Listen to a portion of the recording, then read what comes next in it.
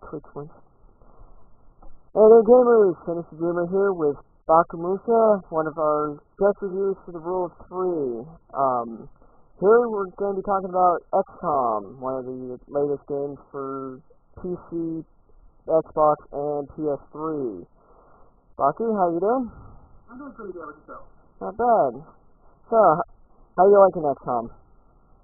It's good, has its faults, but I'm really enjoying it. That's good to hear. So, we're going to dive into this thing. So, gameplay-wise. Gameplay-wise of this is you're playing as a secret organization of military coverts who are there to defend Earth from alien invasion. So pretty much you're tasked with going out when you're find alien abductions going on and tasked to end the abduction. Any thoughts? Well, yeah, it's pretty straightforward story-wise. You know, the tutorial mission set up the story is much better than just playing around with the game. From the beginning, the first mission tutorial set up a very spooky X-Files like atmosphere, and it kind of continues up the rest of the game, but the plot is pretty much a excuse plot. Yeah, talking about plot. Yeah, the tutorial does set up that the spookiness of those, aliens and the unknown. Story-wise, it's more subtle than anything, because my playing, I've never really, the story was there, but because I never really got past much of the research to advance it, I just kept playing mission after mission. Yeah, that's pretty much what happens. The story doesn't advance, so you research a very specific test. Yeah. Which, that brings up one piece of the gameplay is research. Research being the fact that after each mission you gain additional resources like alien corpses, alien weapon fragments, armor, which then you can research and turn into your own tech to help out with your side. When you first do the first mission, you get minor little insectoid corpses, which help get you your first research, which is capturing an alien. And then you just go from there, and any priority research you do extends the story. Otherwise, you can just sit there and grind out mission after mission. But there is a risk of grinding. Yes. As I mentioned to you before, there's a mechanic in the game where nations will eventually leave the project if they're too scared or you neglect them. And if you research grind or just experience grind, you have a fairly large problem with them dropping.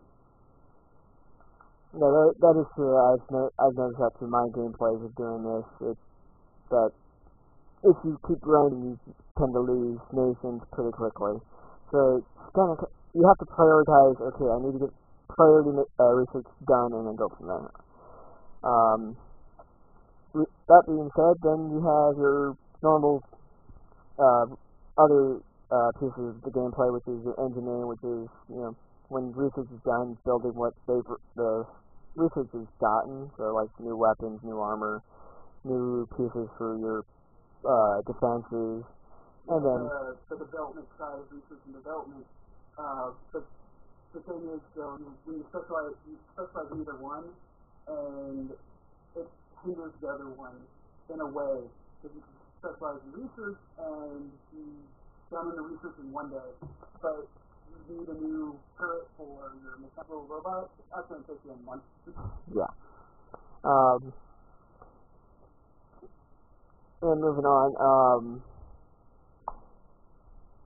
replay value for this, I actually do enjoy this game. I tend to find myself coming back to XCOM when I'm bored. In general, with just gaming in general, it's just I'll just go play XCOM, because honestly, each mission to me keeps a lingering feeling of I got to finish this up. I got to figure out how to stop this attack. What's it like for you? Replay value is pretty high.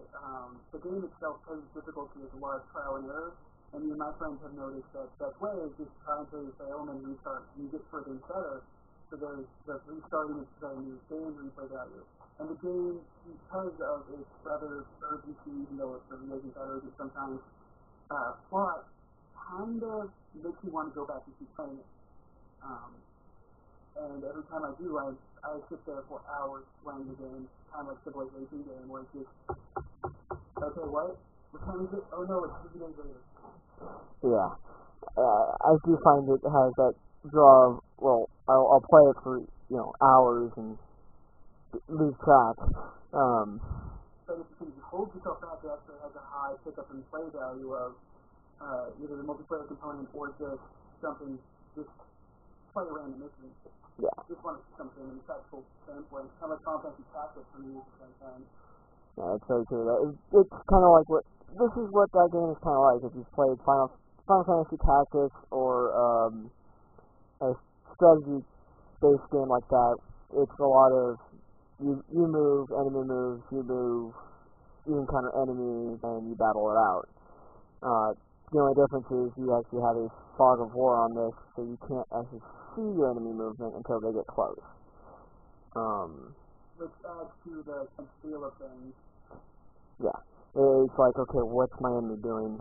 Where is he moving to? How can I anticipate his next movement? So your judgment of your men, your people, is very like, okay, I'll move them up slowly. Mm-hmm. So, which you hit upon in your last statement of multiplayer. What you're seeing right on the B-roll behind while we're talking is little multiplayer skirmish between me and Baku to play out multiplayer and try it out. Personally, it's kind of interesting to play against an actual human player because you never actually know what they're going to do. Yeah, at first I thought multiplayer was going to be pretty half-decent and just tacked on like a lot of modern games. So it lacks in super deep details from multiplayer components. It just makes it fun. It's just that one little match was more fun than I've had in some of the more uneasy missions in any campaign. And I'm looking forward to playing against my other friends too now.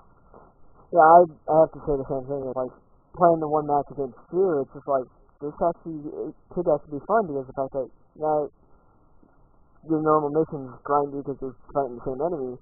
With multiplayer, you can actually play different people and try out different strategies. So that's about it for our review for XCOM Enmey Unknown. We're gonna give our review for or score for it. It's gonna be a die rent pass review. Being by we liked it enough that we like to keep it. Rent, if you want to rent it, you can rent it off the consoles. PC, if you have a friend that has it, go play it on their PC. And pass just being don't waste your time. For me, I bought it for the PC. I loved it. I'd probably even have picked it up on one of the consoles. Baku? Well, my review is a little more complicated in my final verdict. For me, it was if I was telling myself, buy this game. But to me, it has too many problems to sell to the everyman. So for the consoles, it'd be a rent. For the PC, it'd be a pass, unless you are a big fan of XCOM already or strategy games. Alright. So that's our review for XCOM. Thanks for coming and joining us, and we'll see you on the next review.